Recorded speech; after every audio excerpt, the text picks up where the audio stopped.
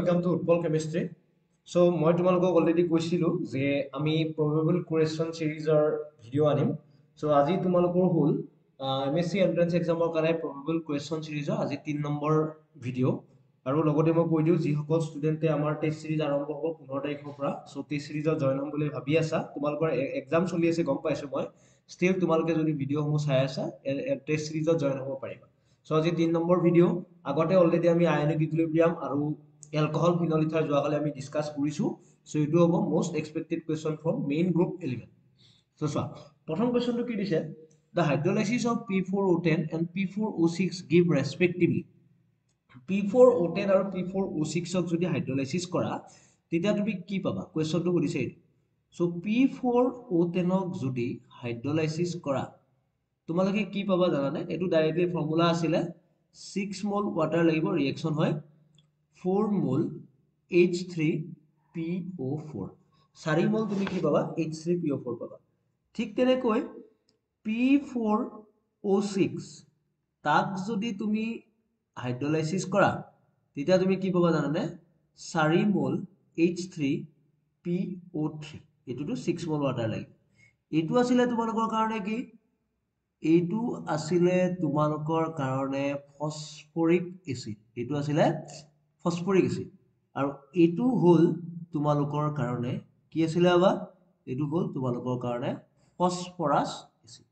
এইটো হল ফসফৰাস acid. So option কোনটো correct হ'ব? অপশন নম্বৰ তোমালোকৰ ফসফৰিক এসিড এন্ড ফসফৰাস এসিড। ঠিক আছে, এটা হল ফসফৰিক আৰু এটা কি আছিলে? ফসফৰাস।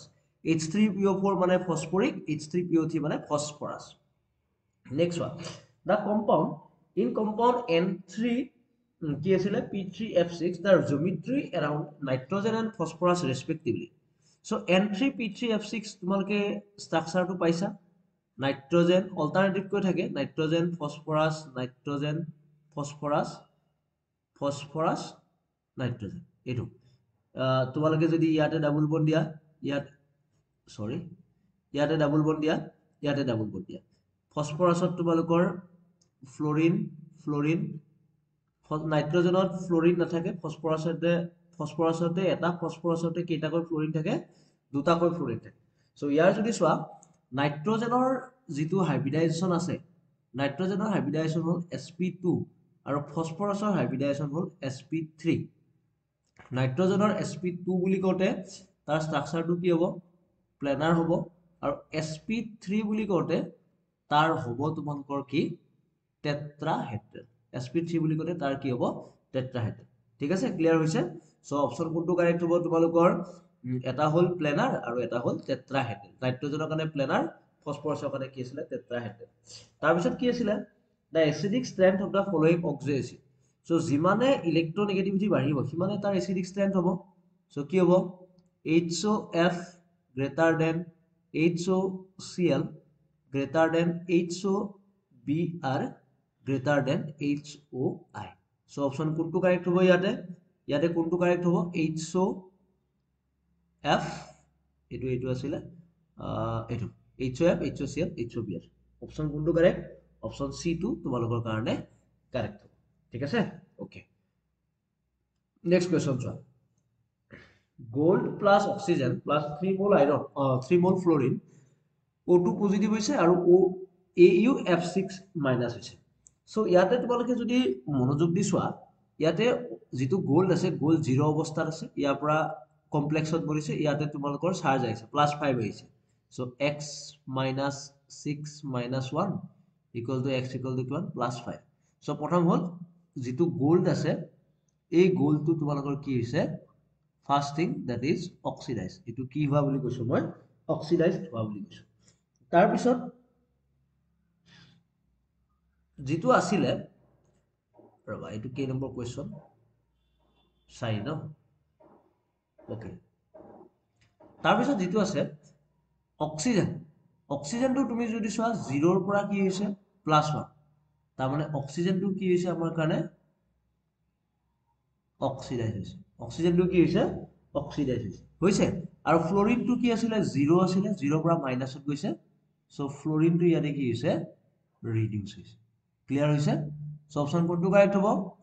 Oram is oxidized, oxygen is oxidized, fluorine is কি হ'ব তোমালোকৰ কাৰণে reduce ঠিক আছে ওকে তাৰ পিছৰ কোৱেশ্চন এটো কোৱেশ্চন আমি দুটা ওয়েট কৰিব পাৰো ওভাৰঅল চাৰ্জ দিছে এনেকুৱা কোৱেশ্চন অলৰেডি আমাৰ আহি গৈছে চোৱা সিলিকন 6O18N- সিলিকনত তোমালোকৰ এই যেটো n আছে n ৰ ভ্যালুটো সুধিছে এটা সিলিকনত চোৱা সিলিকনত এটা বস্তু মনোযোগ দিবা তোমালোকে কি হয় সিলিকনৰ 4টা ইলেক্ট্ৰন থাকে 4 * 16 ভ্যালেন্সি 4 * 6 মানে কিমান 24 অক্সিজেনৰ -2 কৈ হয় 18 -36 সো 24 আৰু -36 গলে কিমান বাছি থাকিব -12 মানে এই n টো কিমান হ'ব তোমালোকৰ 12 হ'ব আমি এনেকৈ কৰিব পাৰো অপচন তাৰ মানে বি এটো নকৰি আমি এটো কৰিব পাৰো চোৱা Si6O18 কি আছে n মাইনাস এটো যদি তুমি সিলিকেট ফৰ্মত লৈ যোৱা SiO3n twice n minus এটা চোৱা n কিমান হ'ব n hall 6 n equal to 6 Si6 আছে so twice n কিমান হ'ব অটোমেটিক্যালি twice n কিমান 6 into 2 equal to কিমান 12 এইটো ওয়ে বেছি ইজি এইটো কৰাত কৈ এইটো কৰিব তুমি ফৰ্মুলা জানিব লাগিব কিন্তু এইটো ওয়ে বেছি ইজি সিলিকনৰ তাত 4টা ভ্যালেন্সি থাকে 4 * 6 অক্সিজেনৰ -2 কৈ 2 সো ইয়াৰ পৰা টোটাল চাৰ্জটো আমি কিমান চাৰ্জ থাকিব বাছি পাই যাম সো অপচন কি হ'ব অপচন বি 12 তাৰ পিছৰ কোৱেশ্চন এইটোতো আমি জানিব লাগে আৰু the reaction of ammonium chloride with BCl3 ammonium chloride NH4Cl plus BCl3 এটো কি হয় তোমালোকৰ ফাৰ্স্ট অফ অল ৰিঅ্যাকশন হলে B3N3H3Cl3 আফটাৰ দ্যাট সোডিয়াম বৰোহাইড্ৰাইড দিলে এই ক্লোৰিন কেটাও ৰিপ্লেস হৈ কি হৈ যাব B3N3H6 সো অপচন কোনটো কাৰেক্ট কোৱা বৰাজে ক্লিয়াৰ হৈছে নেক্সট কোৱেশ্চন চোৱা the number of shared corner of the constituent SiO4 unit in orthosilicate, pyrosilicate, cyclic silicate and cis silicate. So ortho বুলি কলে তাৰ ফৰ্মুলা কি আছিল SiO4 ortho বুলি কলে তাৰ ফৰ্মুলা এটো pyro বুলি কলে কি আছিল Si2O7 Si2O7 6 minus okay Si2O7 6 minus তাৰ পিছত সাইক্লিক বুলি কলে কি আছিল SiO3 3 2n minus আৰু সিট সিলিকেট বুলি কলে কি হয় Si2O3 n twice n minus Si2O3 O3 নহয় 5 O5n twice n minus so এখিনি হৈ গল সো এতিয়া চোৱা তোমাক কোৱেশ্চনটো কি দিছে শেয়াৰ্ড কৰ্নাৰ কেইটা থাকে সো ইয়াতে চোৱা যেতিয়া SiO4 ৰ তুমি স্ট্ৰাকচাৰটো আঁকিব যাবা SiO4 ৰ স্ট্ৰাকচাৰটো এইটো হল অকল এনেকুৱা Si2O7 বুলি কওঁতে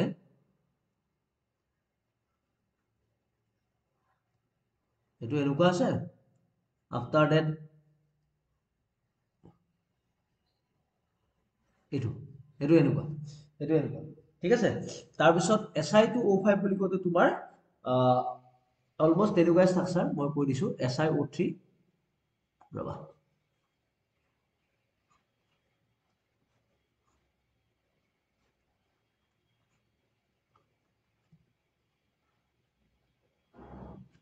ওকে সো এইটো সো ইয়াতে চোৱা প্ৰত্যেকটাতে এইটোত কোনো ধৰণৰ শেয়াৰ্ড কৰ্নাৰ নাই সো এইটো কি হ'ব 0 এইটোত তোমালোকৰ এটা আছে এইটোত তোমালোকৰ কেইটা আছে তিনিটা আছে এটা দুটা তিনিটা আৰু তাৰ পিছৰটোত থাকিব মানে এইটোত থাকিব দুটা আৰু হেতুত থাকিব তিনিটা সো অপচন কোনটো হ'ব তুমি মনত ৰাখিবা 0 অৰ্থোসিলিকেটৰ কাৰণে 0 পাইৰোসিলিকেটৰ কাৰণে 1 সাইক্লিকৰ কাৰণে 2 আৰু সিট সিলিকেটৰ কাৰণে 3 সো অপচন হ'ব 0 1 2 3 ঠিক আছে তাৰ পিছৰ কোৱেশ্চনটো চোৱা the ion having the highest bond order থকা আয়নটো কি ঠিক আছে হাইয়েস্ট বন্ড অৰ্ডাৰ থকা আয়নটো হল ইয়াতে হাইয়েস্ট বন্ড অৰ্ডাৰ আমাৰ ম্যাক্সিমাম কিমান হ'ব পাৰে 3 হ'ব পাৰে মই আগতে ভিডিঅ'ত ট্ৰিক দিছিলো যে 14টা ইলেক্ট্ৰন থাকিলে 3 হয় ইহঁতৰ ভিতৰত 14 ইলেক্ট্ৰন অকল এইটোতে আছে নাইট্ৰজেনৰ হ'ল 7টা অক্সিজেনৰ 8টা প্লাস 1 মানে -1 ইকুয়াল টু 14 ইলেক্ট্ৰন 14 ইলেক্ট্ৰন মানে ইয়াৰে কি হ'ব হাইয়েষ্ট বন্ড অৰ্ডাৰ থাকিব ঠিক আছে ওকে তাৰ পিছৰটো কি দিছে the magnitude of bond angle in gaseous NF3 SbF3 and SbCl3 so চোৱা bond angle actually কি হয় directly proportional to size of surrounding atom যিমানে ডাঙৰ হ'ব surrounding atom যিমানে ডাঙৰ হ'ব সিমানে bond angle বাঢ়িব আৰু লগতে ইলেক্ট্ৰোনেগেটিভিটি অফ চেন্ট্ৰেল এটমৰ ইলেক্ট্ৰোনেগেটিভিটি যিমানে কি হ'ব চেন্ট্ৰেল এটমৰ ইলেক্ট্ৰোনেগেটিভিটি যিমানে বেছি হ'ব সিমানে বন্ড এংগল সিমানে বেছি হ'ব সো সকলোতকৈ বেছি ইলেক্ট্ৰোনেগেটিভিটি নাইট্ৰজেনৰ আছে সো NF3 তাৰ পিছত এটু আৰু এটুৰ ভিতৰত কম্পেয়াৰ কৰিলে ক্লোৰিনৰ সাইজ ডাঙৰ সো NF3 পিছত কি আহিব SbCl3 and after that কি আহিব SbF3 সাৰাউন্ডিংৰ কাৰণে সাইজ আৰু চেন্ট্ৰেলৰ কাৰণে ইলেক্ট্ৰোনেগেটিভিটি সো ফৰ্মুলা কোনটো হ'ব অপচন NF3 SbCl3 আৰু লাষ্টত আহিলে SbF3 তাৰ পিছৰ কোৱেশ্চনটো চোৱা the species for which the shape can be predicted by VSEPR theory ইহঁতৰ ভিতৰত কোনকেইটা স্পেচিছৰ শেপ আমি VSEPR থিওৰি থৰে কি কৰিব পাৰো প্ৰেডিক্ট কৰিব পাৰো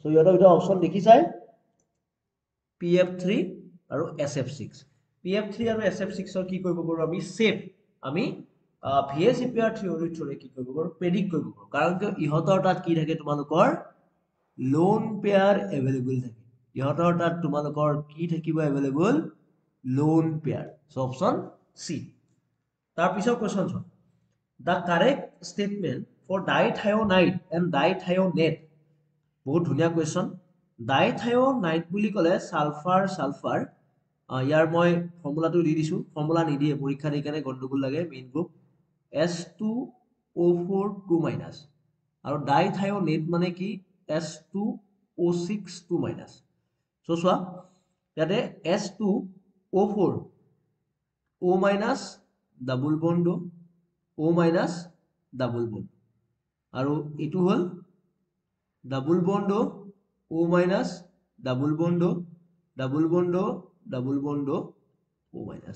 এতিয়া মনোযোগ দি চোৱা ইয়াতে সালফাৰৰ ওচৰত লোন পেয়াৰ আছে ওকে সো মনোযোগ দি তুমি এটা বস্তু চোৱা যে ইহঁতৰ ভিতৰত দুইটাতে সালফাৰৰ বন্ড আছে so option A correct both have sulphur bond তাৰ পিছত both are dianion দুইটাৰ তাতে চাৰ্জ কিমান আছে ইয়াতেটো -2 ইয়াতেটো -2 সো both are dianion তাৰ পিছত কি দিছে oxidation state of sulfur is +3 and +5 উলাই চাব পাৰি নেকি oxidation state of sulfur টো উলাই চাব পাৰি নেকি চোৱাচোন S2O4 2- সালফাৰৰ x ধৰিলে 2x oxygen -2 into 4 -8 -2 2x +6 so x equal to কিমান আহিব +3 তাৰ পিছত S2O6 2- twice x -12 -2 so twice x equal to কিমান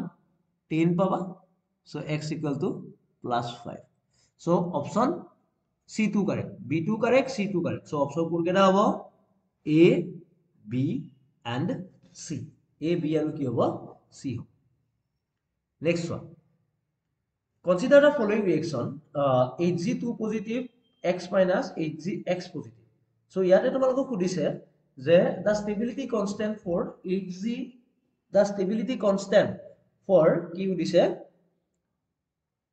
Hgx positive for x equal to fluorine chlorine and bromine so যিমানে সাইজ বাঢ়িব সিমানে তাৰ stability constant তাৰ লগত বাঢ়ি যাব মানে তোমালোকৰ Hgx positive বুলি কোৱাৰ লগে লগে Hg ৰ চাৰ্জ কিমান আহিছে x -1 +1 x equal to +2 ঠিক আছে সো এটো কি হ'ব তোমালোকৰ হাৰ্ড হলে তোমালোকৰ সাইজটোৰ ওপৰত ডিপেন্ড কৰিব সো কি হ'ব ব্ৰোমিন আগত তাৰপিছত ক্লোৰিন তাৰপিছত ফ্লোৰিন ঠিক আছে মনত কৰিবা নেক্সট ওয়ান এটো কোৱেশ্চন এটা very mass important question that is a very much important question কি দিছে চোৱা in the synthesis of polydimethyl siloxane the chain forming কৰিব কোনটো মলিকিউল লাগে ব্ৰাঞ্চিং কৰিব কোনটো লাগে আৰু টাৰ্মিনেটিং এজেন্ট কোনটো হয় চোৱা এটা চেইন ফৰ্মিংৰ কাৰণে আমাক ডাইৰেক্টলি মনত ৰাখিবা চেইন ফৰ্মিং কৰিবৰ কাৰণে দুটা এটলিষ্ট লাগিব দুটা ওয়েটস লাগিব চেইন বনাবৰ কাৰণে দুফালে দুটা ওয়েটস মানে চেইনটো বাঢ়ি বাঢ়ি গৈ থাকিব লাগিব ন এটলিষ্ট দুটা ওয়েটস লাগিব সো এইটো লাগে Me2Si Cl2 তাৰ পিছত ব্ৰাঞ্চিং কৰিব কোনটো লাগে ব্ৰাঞ্চিং কৰিব লাগে MESiCl3 ব্ৰাঞ্চিং কৰিব MESiCl3 তিনটা লাগিব আৰু টাৰ্মিনেট কৰিব কি লাগে গোটেইকেইটা ব্লক কৰি দিব লাগিব কি লাগিব Me3 অকল এটাই থাকিব লাগিব এটা ক্লোৰিনে ৰিপ্লেস কৰিব পাৰিব লাগিব Me3SiCl সো অপচন কোনটো কাৰেক্ট হ'ব মোক কোৱা Me2SiCl2 MESiCl3 অপচন B2 তোমালোকৰ কাৰণে correct so 14 number question the correct statement regarding boron among the following so ইয়াৰ ভিতৰত কাৰেক্ট স্টেটমেন্ট এটো কোৱেশ্চন তোমালোকৰ নেটৰ পৰা লোৱা গৈছিলে ইয়াৰে অপচনটো হয় the polarity of boron hydrogen bond and carbon hydrogen bond are opposite boron আৰু হাইড্ৰোজেন কাৰ্বন আৰু হাইড্ৰোজেনৰ বন্ড boron hydrogen bondৰ opposite হয় polarity টো cross section of neutron absorption of 10 boron is much more than that of 11 boron এটো question important নহয় পৰীক্ষাত তোমালোকৰ লেভেলৰ question নহয় এটো নেটৰ পৰা আহি গৈছে ওকে নেক্সট কোৱেশ্চন চোৱা sodium fluoride potassium fluoride magnesium oxide calcium oxide এটো জেমৰ কোৱেশ্চন আছিলে sodium fluoride potassium fluoride magnesium oxide আৰু কি দিয়া আছে calcium oxide are crystalline solid they have NaCl structure they are lattice energy so lattice energy কাৰ ওপৰত depend কৰে প্ৰথম কথা লাষ্ট কোৱেশ্চন এটো lattice energy কাৰ ওপৰত ডিপেন্ড কৰে